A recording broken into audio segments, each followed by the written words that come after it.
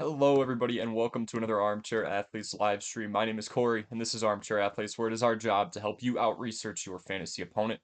Part of that is off-season work, and if you're here, you are probably already a step ahead of your league mates because you're putting in that work when the NFL season is not going on. Well, we're in the playoffs, but no regular fantasy league is going on right now unless you have some weird extended version. Nothing's going on at the moment. Oh, 1 second. I have a mic issue. I'm sorry.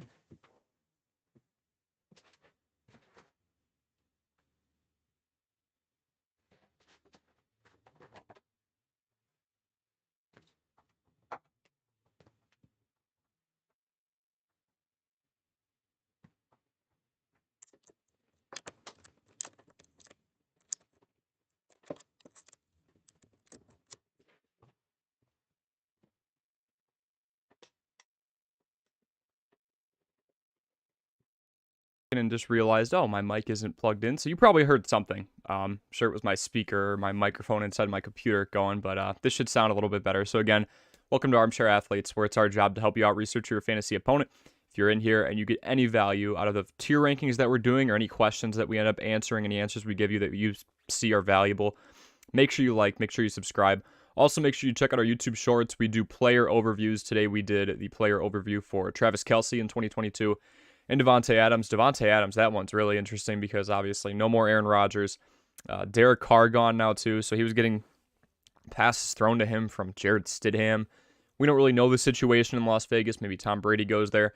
Maybe we'll do a video on that. We'll have to see. But also make sure you check out some of our recent videos. We did one on 3 very underrated fantasy running backs. We've done a couple on just up-and-coming players in different categories, things we want you to watch out for. I have a 5 strategies you should never try in fantasy football videos, so make sure you browse the channel if it is your first time here. Also, if you are confident in your sports research, make sure you join Underdog Fantasy by hitting the link in the description. Use promo code Corey0410 to get your deposit match dollar for dollar up to $100. And I think that's all I have, so let's get right into it. Sorry again about the mic miscues, but we are going to go over my top 35 fantasy football wide receiver tier rankings. This is just strictly fantasy PPR, standard PPR point format, just for clarification on anything like that. All right, so let's get right into it.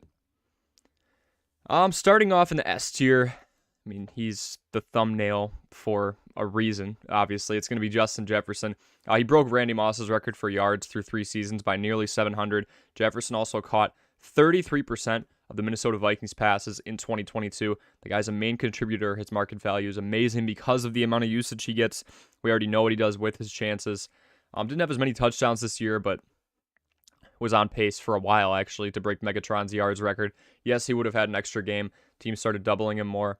Down the stretch, in your fantasy football semifinals and even finals, he actually didn't play too well. Nonetheless, he's getting so much usage. He's staying healthy, knock on wood.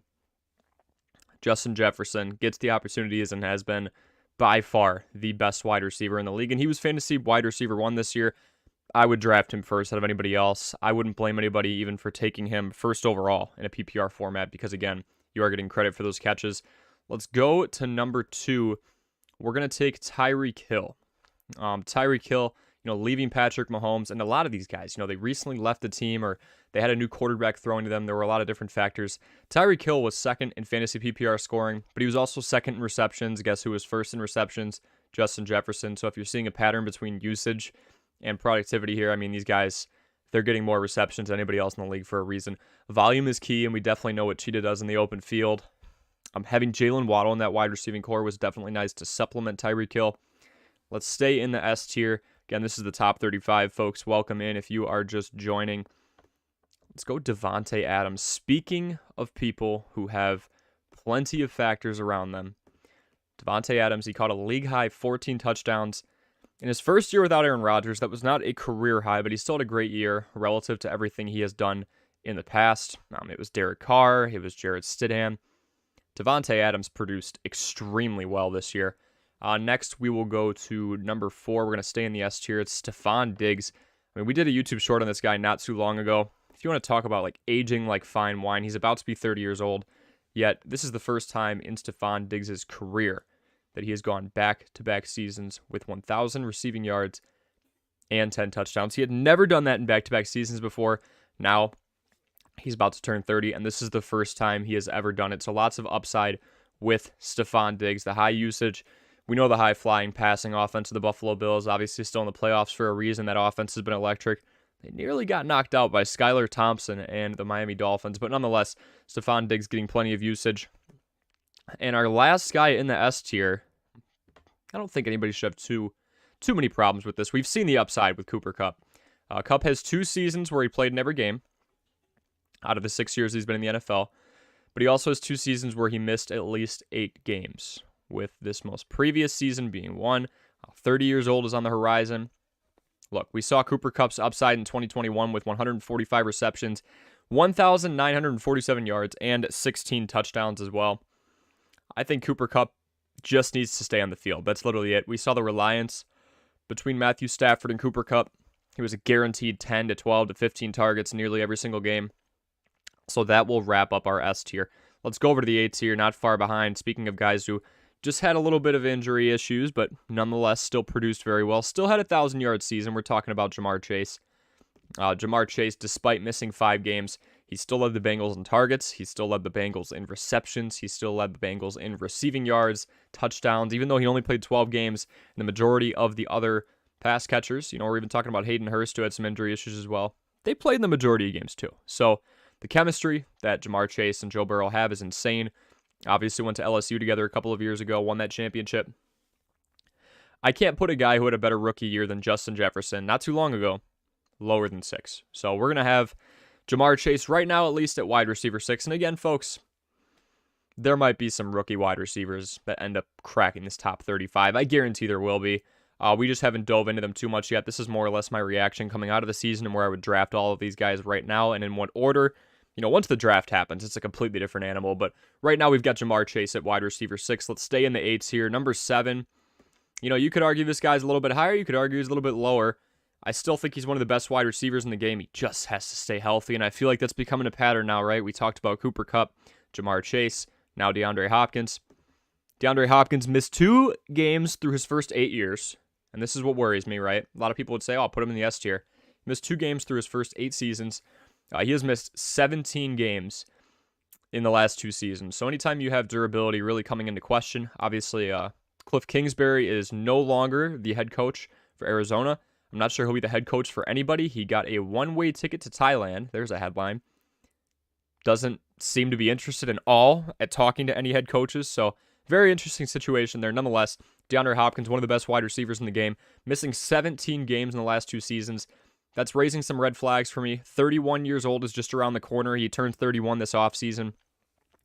The shelf life of a wide receiver is not as short as a running back, but it's not far off. I'd say it's a couple years extended. So that's why we've got DeAndre Hopkins sitting there at number 7. Number 8, a guy who definitely took a leap with the absence of Amari Cooper. It's going to be CeeDee Lamb. CeeDee Lamb really performed not only in the playoffs, but all throughout the regular season for you fantasy owners. He took a huge leap in production in year 1 without Amari Cooper, as I just said. Lamb holding career highs in receptions, in yards, and touchdowns. He had nearly double the amount of targets of any other Cowboy pass catcher, and he was 4th in the league in targets with 149. Dak leaned on CeeDee Lamb a lot more than most of you probably realize. I mean, he could crack the top 5 in the next year. We're just starting to see the upside. He's only 3 years into his career, really starting to hit his prime. We're going to stay in the NFC East, and we are going to place A.J. Brown right here. You could flip these two if you wanted to. A.J. Brown, a phenomenal wide receiver who was 4th in the league in receiving yards per catch at 17. 17 receiving yards per catch is pretty impressive. Became a prominent red zone target and exposed plenty of secondaries in one-on-one and double coverage situations this year.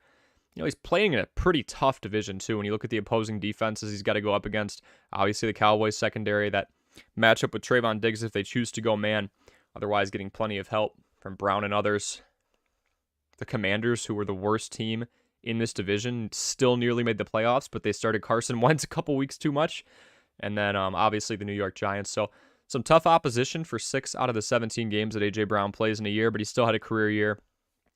And here's the thing with A.J. Brown and the Eagles, right? Teams have to respect the passing game of the Eagles because, they have to respect the running game, so they're not going to sell out they got to respect both sides. I mean, when you have Miles Sanders and Jalen Hurts collecting yards on the ground, you can't bring 8 because then A.J. Brown's going to burn you. That's the whole purpose he was brought in, to supplement Davante Smith. But you also can't lay back and play cover 6 all the time, because then A, you're going to get nickel and dimed, or B, you're going to have Miles Sanders or Jalen Hurts beating you 5, 6, 7, 8, 9 yards at a time. So A.J. Brown's in a pretty optimal situation right now. He was in a more run-heavy offense that was more centered around the running back and Derrick Henry over in Tennessee. This is a more spread-out attack that's not afraid to beat you on the back end, and they've got a big arm quarterback in Jalen Hurts, so I think that's why we saw the uptick in production with A.J. Brown. Let's go to number 10, and the last guy in the 8 tier. We've got Jalen Waddle. This is a guy that I think a lot of people saw taking a jump. I'm not sure they saw taking this much of a jump. You know, his Achilles heel was his yards per reception in his rookie season. Volume was never an issue. He led the league, though, in yards per reception this year at 18.1 after having one of the lowest averages at 9.8 in his rookie season. Pretty impressive stuff from Jalen Waddle. Any and all pressure was taken off of him with Tyreek Hill lining up on the other side. I think it was the perfect storm, to say the very least. Gesicki looked well. Sherfield looked great. Mostert and Jeff Wilson Jr., the former San Francisco 49ers, did well out of the backfield as well. So that's kind of where we're at on there. Now let's go to the B tier, and it's tough, right? Like, we're going to go to F, and you're still going to have guys that in certain leagues I would definitely start on your team. But we're going to go to the B tier, aka wide receiver 11 right now. I'm going to say it's Amon-Ra St. Brown. Amon-Ra St. Brown, he had an electric end to his rookie year in 2021, and he carried that momentum into 2022. He didn't quite get 1,000 yards in his rookie season. Definitely surpassed that this last year. He actually had 8 games with at least 10 targets, and he was, of course, Jared Goff's favorite target downfield, and Jared Goff had a great season as well. So being the favorite target for a quarterback that produced more than he has in the last few years is definitely a recipe for success when you talk about fantasy football. Got the most targets on the team. It was not even close. Stayed relatively healthy. Lots of upside there. And oh my goodness, speaking of upside, I mean, Jared Goff had a great year, but Garrett Wilson was playing for all types of quarterbacks. He led all rookie wide receivers at 1,103 yards with the likes of Zach Wilson. Mike White, we could say, is fairly... I mean, I don't know. We've only seen Mike White for a few games, right? And then Joe Flacco, among a couple of other names as well, throwing to him the majority of the season. QB play has to be the number one thing, the number one item on the list of needs for the New York Jets. So if that gets better going into next year, I would definitely say we'd see an improvement in numbers from Garrett Wilson. The fact he had over 1,100 receiving yards with the quarterbacks who were throwing to him is pretty impressive to me. So we are going to put him at wide receiver 12. Wide receiver 13, let's go to the NFC West, and let's go get DK Metcalf. Metcalf at wide receiver 13. You know, some people might say needs to be a little lower than this. A lot of people like to say that DK Metcalf is overrated. I feel like that's a pretty easy answer because everybody was given the Megatron, the Megatron comparisons in college, but 7th in the league in red zone targets with 22, and that's something I circled because when you have opportunities like that in the red zone, when you are top 10 in the league in terms of the quarterback just thinking of you, it's a pretty good place to be in. Now, the problem is that of those 22 red zone targets, DK Metcalf only caught 9 of them. Okay, so that's lower than everybody else above him on the list, those 6 other players. Give DK another year with Geno. We didn't even know who the quarterback was going to be in Seattle a year ago once Russell Wilson left. We probably thought it was going to be Drew Lock, to be honest. Geno comes in, shows more of what we saw of him last year. Got a couple of games when Russ wasn't playing. Let him connect with DK. We have a lot of wide receivers on the list who I'm giving a little bit of credit to because I feel that they had fair years in their first year with a quarterback. You're seeing that with Jalen Waddle. You're seeing me give the credit to A.J. Brown. Davante Adams, he's way up there because he nearly had a career year. You could argue he did in some categories.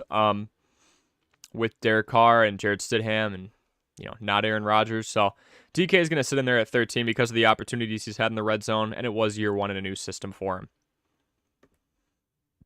At number 14, we're going to have Christian Kirk, somebody who was projected outside of the top 30, was so overpaid. You could still argue he was overpaid, but I definitely think that he outdid his expectations. He shocked and silenced a lot of haters saying he was overpaid with his first 1,000-yard season as Jacksonville's primary guy. Trevor Lawrence was spreading the ball out a lot.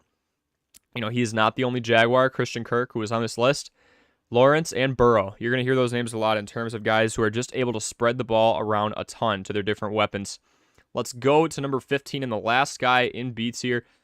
He's jumping up too, and he's above his teammates, so I'll justify that here in a second. We're going to go with Brandon Ayuk at wide receiver 15, right at the end of the B tier. Ayuk had a better catch rate and was healthier than Deebo Samuel. He was the only 1,000-yard receiver on San Francisco this season. And over the latter stretch of the season, he was Brock Purdy's favorite target, as Deebo gets used in the run game a little here and there, so on and so forth. Ayuk's been the primary pass catcher. George Kittle was hurt a little bit at the beginning of the year. He had 800-something receiving yards. Brandon Ayuk was outdoing everybody. He's younger than those two, so than Kittle and Deebo. I think there's a lot of upside there. It's a run-heavy attack at times under Shanahan, but as you can see, Brock Purdy can have a day like he did against Seattle and get just about everybody involved. So Brandon Ayuk's in a great spot. He's the wide receiver 1 for a young, hungry, and growing and developing an extremely talented team that has plenty going in the run game to make teams respect that. And as a result, they're not going to completely sell it on the pass either, but I think that you have plenty of opportunity here with Brandon Ayuk. Let's go to the C tier, and we're going to go back to the NFC East. It's Terry McLaurin. This one's weird. We don't know who the quarterback is next year. I would like to think it's Taylor Heineke, but maybe Washington shocks us, trades up, and goes to get C.J. Stroud or something. I don't know. The Bears don't need a quarterback at 1, although there are talks about them trading, getting Bryce Young, all that stuff. He was Heineke's favorite target. So Wentz was more of a Curtis Samuel guy. That shouldn't be an issue since I'm pretty sure Wentz has played his last game in a Commander's uniform. Who knows, though. So we've got Terry over there at 16. At 17, let's put DJ Moore in there. I'm going to give this guy the benefit of the doubt because of poor quarterback play. Another victim of poor QB play, from Baker Mayfield to PJ Walker to Sam Darnold for like the 4th time. He's having a resurgence again. Do we give him a shot at starting quarterback? Those are the headlines you see circulating when this guy's going in there throwing a couple touchdowns in a game when no one expected him to do anything. I mean, DJ Moore had more than double the amount of targets of any other Panther player. This team is a long way from being good, so hear me out. I anticipate many more pass-heavy scenarios in games when they're down multiple possessions. I think it's a fair statement to say that the Panthers will be down in multiple possessions, by multiple possessions, on numerous occasions next year. And in those scenarios, DJ Moore should get some more opportunity. I feel like quarterback's got to be on their list of priorities as well. They've been going through a lot of different guys ever since Cam really stopped performing at the high level he was performing at 6-7 years ago. So we're going to put DJ Moore in at 17 as long as he can get some better quarterback play, and that's why a lot of this is up in the air. Right behind him at number 18 is going to be Keenan Allen. He's in his 30s now. Keenan Allen, he missed 7 games this year. He still had a nice season. If you project his numbers over 17 games, he nearly has a 1,300-yard receiving season. When he was in there, he was the primary guy. He was Justin Herbert's favorite. Obviously, he was Phillip Rivers' favorite before that. This is the first time in a few years that injuries have really been an issue for Allen, but we have to consider that Allen does turn 31 years old this offseason. We talk about the shelf life. DeAndre Hopkins is in the same boat, but I would not compare Keenan Allen to DeAndre Hopkins. Both great wide receivers, but Hopkins is at least a step or 2 or 3 above Keenan Allen. So that's kind of my explanation for the separation between the two there, despite being at the same age. Juju Smith-Schuster is going to go in at number 19. I expect him to take another step forward. Had one of his better seasons, actually. Another year under Patrick Mahomes, I think, could lead to increased performance, maybe a better catch rate. It wasn't the best this year. Juju was a 1,400-yard receiver in 2018. A lot of people forget that. I feel like Patrick Mahomes, of all quarterbacks, is going to be able to reveal more of that upside again from one Hall of Fame quarterback in Ben Roethlisberger to another in Patrick Mahomes. I see Juju Smith-Schuster with plenty of upside going into this next year. Another year under a certain offense, it's going to help a lot. Jerry Jeudy's going to be number 20. Hear me out. Horrible year for the Broncos offense, but Jerry Jeudy still had a career high in receptions, yards, and touchdowns in a year where Denver was the worst scoring offense in the league. He set a bunch of career highs in the year where the Denver Broncos scored 14.7 points a game. So it's got to get better, right? We're going to hope. Russell Wilson on the cusp of 35 years old. We're going to hope things start to work out a little bit better. Jerry Jeudy was relatively healthy this year, just missed 2 football games. The offense just has to lock together more. Had 7 touchdowns this year. Had nearly 1,000 yards. led the team in receptions because Cortland Sutton started battling injury halfway through the season. He looked like a really nice fantasy target, but he's not going to be in this list today. Let's go to number 21.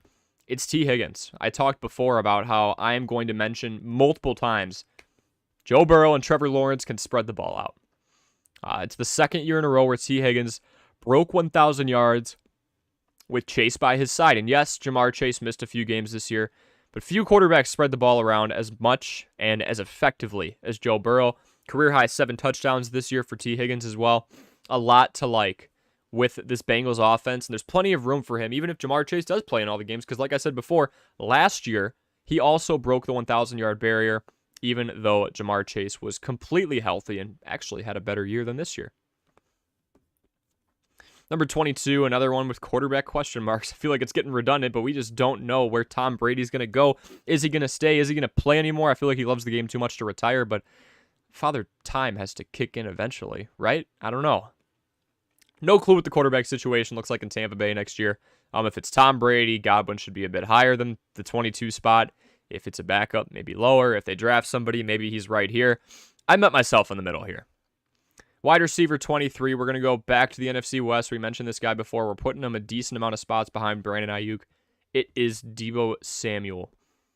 Deebo Samuel faced some injuries this year, but he still had the rushing upside with 42 rushes at 5.5 yards per attempt. He's really used as the ultimate utility guy. They call him the wide back, that type of thing. But Brandon Ayuk, I do believe, is the number one wide receiver on this team. Deebo Samuel used as more of a Swiss Army knife, and he's still doing very well. But there's so many pieces on that team. You know, it's starting to look like, I don't want to say the Patriots, but so many different weapons who are utilized in certain ways. You've got Christian McCaffrey, you've got Deebo Samuel, you've got George Kittle, who does more blocking than most tight ends nowadays. You've got Brandon Ayuk. Yes, the love is going to get spread, but it's going to be spread so thin because you have so many talented players on that offense. Number 24, one of the most consistent and quiet contributors in the league. Would you believe it if I told you that Tyler Lockett once again had a 1,000-yard season? This is one of the quietest 1,000-yard seasons in NFL history, in my opinion. Geno Smith's comeback and Kenneth Walker's rookie rampage, can I call it that? They both stole headlines. Nobody was expecting Geno Smith to get that job. Nobody was expecting Geno Smith to have this year. 30 passing touchdowns, really? Kenneth Walker III obviously putting an offensive rookie of the year campaign out there. And there's Tyler Lockett just quietly having his 4th straight 1,000 receiving yard season. There's a lot to like there. From a guy who's super consistent to somebody who had one of the most explosive 4-week stretches I think we've ever seen. We're going to go to Christian Watson at wide receiver 25. I think he takes a step forward. Again, no clue what's going on with the quarterback situation here. But he had a 4-week stretch where he caught 7 touchdowns, showing his possible upside. He's a speedy guy who's going to get involved in the run game here and there, kind of being used as a Deebo Samuel, to be honest, in some of these end arounds. But we have uncertainty at the quarterback position. Is it Aaron Rodgers? Is it Jordan Love? Is it somebody out of the draft? Is it a rebuild year? Is it another contender year? What's Allen Lazard going to do because he hinted that he wasn't going to be in Green Bay? We don't know a lot, but if some of those things happen, aka Allen Lazard not being in Green Bay, we're going to put Christian Watson even higher because then he'd be the true number 1. Number 26, we're going to put Marquise Brown. If he wasn't hurt, and I could say this about a lot of guys, he'd be much higher. Marquise Brown at number 26, starting off the E tier. He was hurt this year. Secondary option to DeAndre Hopkins as well, even when he is healthy. Arizona ran the second most plays at 67.3 per game. So still a great team, still a team that's going to run a lot of plays. I think there's plenty of upside with a younger receiver in Marquise Brown. Do we have DeAndre Hopkins getting hurt again? Again, I said he's missed, 17 games in the last 2 years? If he's out for some, I don't want to project another player's injury, but the likelihood's there. If you look at what's happened, problem is Marquise Brown was out. I mean, Brown and Hopkins played little to no games together this year anyway, but he is going to be at number 26. Number 27, we're going to go even younger with a guy who was a rookie this year. It is George Pickens. That Steelers offense is young, and I feel like the guy who had the best connection with Kenny Pickett down the latter stages of the season was George Pickens. He was the big target, big play guy, and he saw more targets in the later stages of the season. Obviously, Deontay Johnson, there's a debate there, who's the true wide receiver 1. Pickens was actually complaining about a lack of targets. At first, he was just a big play guy who would get 2-3 targets a game. That number got closer to 5 or 6 towards the end of the season. If we go to wide receiver 28, it is Chris Olave. Another rookie.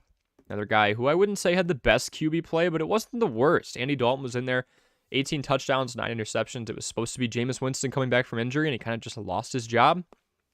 Kind of like an Alex Smith situation with Colin Kaepernick. You're hurt, and you just don't get your job back all of a sudden because the backup's doing so well. Not a ton of red zone targets for Chris Olave. There were different factors for next year that I think, or different factors going into next year that are possible. New QB, Michael Thomas could come back, and then, what's going to happen then? He missed the rest of the year with an injury, so we have a lot of question marks surrounding the production and the overall usage, really, what it's going to look like with Chris Olave. Let's go to wide receiver 29, another rookie this year, Drake London. More of the same. We have decent quarterback play, I guess. I would definitely say it's subpar. He led the team in targets, receptions, yards, and receiving touchdowns. So why is he so low? Because the Falcons just didn't pass the ball. They ran the ball more than all teams not named the Chicago Bears. They were second in the league in rush rate. I see Praise in the chat. Good to see you, Pray. If you've got any fantasy questions, let me know. We're just doing our 2023 fantasy wide receiver tier list rankings. There's a name, right? Top 35. Who would I draft and in what order right now? We're nearly through the whole thing, but thank you so much for joining. Let's go to number 30. It's going to be Deontay Johnson. I just mentioned him. Kind of a few question marks in terms of who's going to be the number one guy. I'm not really sure it matters. And then you have Pat Freiermuth, who was one of the better tight ends this year too. Kenny Pickett really used these three guys consistently, but Najee Harris got so much volume that we're not seeing the results of, the Bengals, where it's Jamar Chase, T. Higgins, and Tyler Boyd. We're not seeing the Jaguars, where it's Christian Kirk, Zay Jones, and Marvin Jones Jr., Evan Ingram. Been doing mock drafts almost every day. There we go. You're grinding. We're going to get going on some mock drafts pretty soon. I'm trying to look for some apps that don't have complete AI lobbies, but we'll be doing that. We'll be doing the rebuild team as well, of course. All right, so that is the East here. Yeah, Deontay Johnson, I feel like it's interesting, right? Over 800 yards, but he had 0 touchdowns this year. Only 10.3 yards per reception. We talked about George Pickens being the massive upside guy. Pickens better gets wide receiver 1. I think he will take over as it. He's the younger guy. Seems to be connecting with Kenny Pickett more. Ironically, after he kind of complained about getting a lack of targets. So let's go to the last tier here. These are still solid options. These are guys who were starters for a decent stretch this year. We're going to go Zay Jones at wide receiver 31. He had some explosive games. He was the secondary target to Christian Kirk, and then Evan Ingram blew up. It was kind of like, oh, whose turn is it? Is it Marvin Jones? Is it Christian Kirk? Is it Evan Ingram? Is it Zay Jones? It was Zay Jones for a few weeks in a row. He had some explosive games. He was the secondary target to Kirk, but he had a career high in receptions and yards. Again, Trevor Lawrence and Joe Burrow, they're spreading the ball around better than almost anybody in the league right now. When you have 3 targets who are fantasy viable, in deeper leagues, I'm taking Marvin Jones Jr., and in that case, that's 4 guys, because you got Kirk, Jones, Marvin Jones Jr., and Evan Ingram. And obviously, you look at the Bengals, it's a very similar situation. I compare them because the ball is getting spread out so effectively, and all 3 or 4 options that I'm listing could be started in some leagues that are 12, 14 team. Maybe you don't even have to go that deep. Obviously, it's Jamar Chase, T. Higgins, Tyler Boyd, and Hayden Hurst over in Cincinnati. Zay Jones set some career highs, definitely showed some upside. Would like to see the catch percentage go up a little bit more, but it was his first year in Jacksonville in a relatively new offense that had a lot of new pieces. Think about it. He was new. Evan Ingram was new. Christian Kirk was new. Number 33 is going to be Mike Williams. Big frame, younger red zone target as Allen went through injuries and aged another year. As I said before, he's about to be 31 years old. And the Chargers run the second most plays. So my apologies. The Chargers actually run more plays than the Arizona Cardinals, who run 67.3. The Chargers run just a bit more. And then it's the Buccaneers at the most because they were throwing the ball so dang much. And that was stopping the clock each and every time. Bigger frame, younger. I think that Mike Williams, if he could have stayed healthier this year, he'd be up. And I'm saying that about a lot of guys. A lot of guys on this list. Oh my gosh. So sorry, I'm yawning. Got the light right in my face. A lot of guys on this list that would be way, way, way better if they just stayed healthy. And going into next year, I'm considering that. Garrett Wilson on the B tier, Olave on the E tier. Is this based on the next season or potential for next? Oh, this season. Johnny, this is based on next year. So what I'm considering, Johnny, is Garrett Wilson played with Mike White, Zach Wilson, Joe Flacco, 50-year-old Joe Flacco. He's not that old, obviously, but significantly younger than Tom Brady, actually.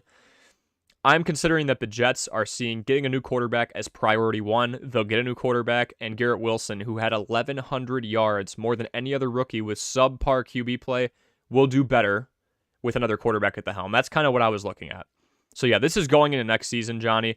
Olave on the eats here. I just don't know what it looks like for quarterback for either team, really, but I feel like there's a lot more room for an upgrade in the Jets, in New York. Andy Dalton could get replaced, but 18 touchdowns, 9 interceptions, and he threw the ball pretty effectively. They could downgrade, depending on who they get. The Jets, we know they're going after a quarterback somewhere. Had George Pickens on my bench, but was too volatile for me. Dropped him before the last 3 weeks of the season, and of course he puts up double digits, and that's just it. He's a big play guy, Johnny, and I have him above Deontay Johnson because Johnson has an abysmal 10.3 yards per reception. That is nearly as bad as the 9.8 that we saw out of Jalen Waddle a couple years ago. It's not a good look. And I think that Pickens is looking like Kenny Pickett's favorite target. It might have honestly been Pat Freiermuth, but Freiermuth got hurt too. But yeah, Johnny, to answer your question, this is based off of who I would draft right now going into next season, not really ranking. I'm considering what they did this year, but with a lot of these guys, you'll hear when I analyze it, I'm talking about information from this year that I'm going to use for next year. We know the Jets are getting a better quarterback. They have to go out and get somebody. Will they do great? I don't know, but can it be much worse than Zach Wilson for half the year? Probably not. So the fact that Garrett Wilson was able to manage 1,100 yards with some of the worst QB play I've seen ever, you've got to hope it gets better.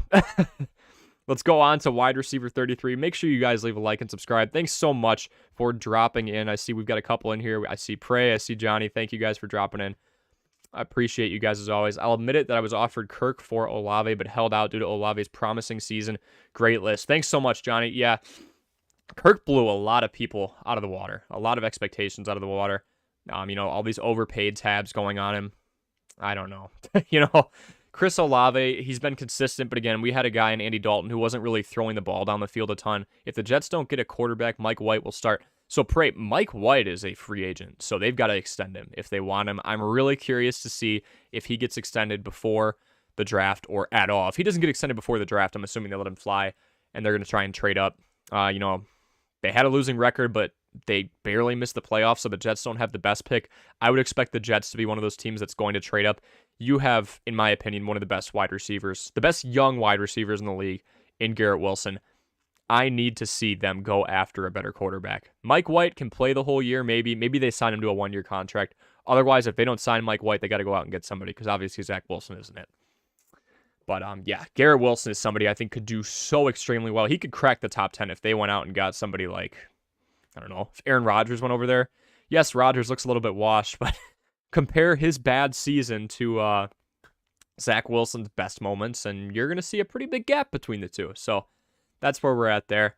So Tyler Boyd, he is our wide receiver 33. Boyd is another beneficiary of the spread out attack in Cincinnati. Joe Burrow utilizing so many weapons. He was the wide receiver 3, but he had 5 games with 5 or more targets. Had a couple games where he cracked 100 yards as well.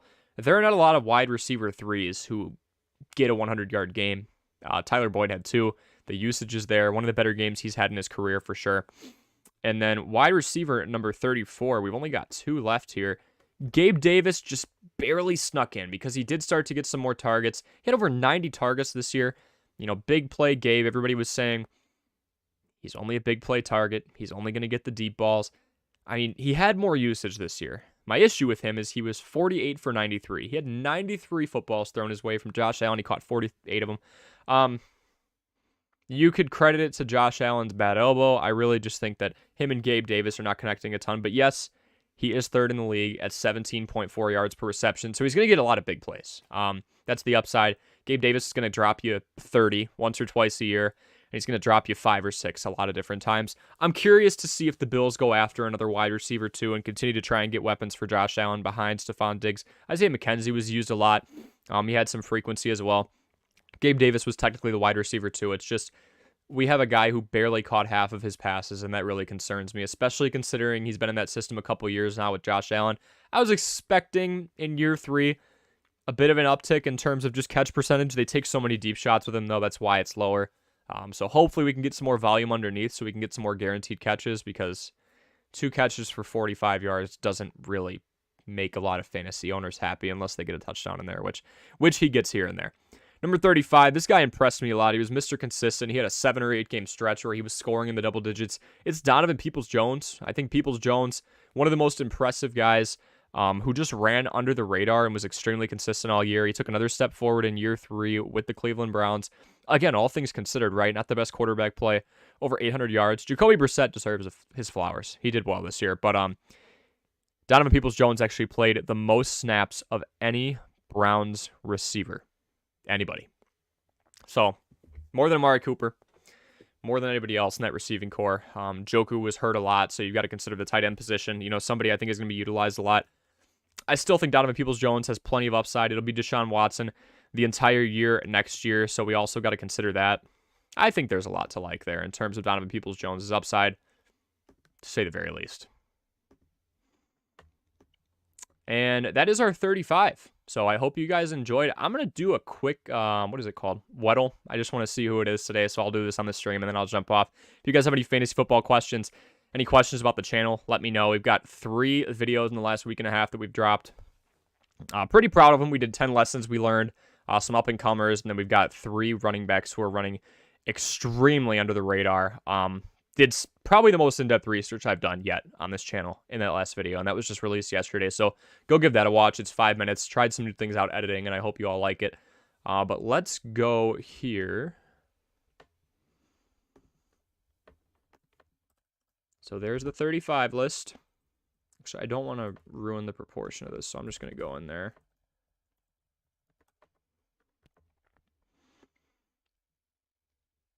We'll start out with our wide receiver 1. This is just offensive players. It's just like Wordle, pretty much. Not a wide receiver. It's going to be in the NFC, so we'll go NFC South, bigger than 18. Jordan Akins, Mr. I'm going to catch the ball and completely help the Bears. Not a tight end. He's in the AFC South. I meant to do NFC South. Whoopsie daisy. Go K-Dot, and well, it's not a tight end. So running back, we'll go Rachaad White. NFC South running back, not in Tampa Bay. Older than 23. Appreciate it, Prey. Older than 23. D'Onta Foreman's been in the league for a bit. Hey, there we go. D'Onta Foreman. Not bad. Not bad. So again, folks, this is the top 35. Where would I draft these guys right now? Some rookies are going to infiltrate these rankings. For you Dynasty fantasy football players, we will be doing some videos on the rookies just because I want to make sure I serve as broad of an audience as possible. But again, I appreciate all of you so much for tuning in. We are almost at we're almost at 1,000. Yeah, we're almost at 500 subscribers. So thank you all so much for the love as of late. We are doing 2 to 3 regular videos a week. We're doing at least 1 to 2 live streams a week. And then we're doing 2 YouTube shorts every single day. This is your one-stop shop for fantasy football. We're pumping out as much content as possible. I always take suggestions, so if you have any questions about the channel, if you want to see some certain content, I put some polls out about what people want to see more of. We're going to have some exciting guests on soon. We're upping the research. We're doing more instructional videos, different research tactics, where do you go on the internet for fantasy football research, right? We'll be going over some of those websites as well. We're going to help you out in your fantasy football journey as much as possible. But with that, I'm Corey. This is Armchair Athletes, and I hope that you have a wonderful night.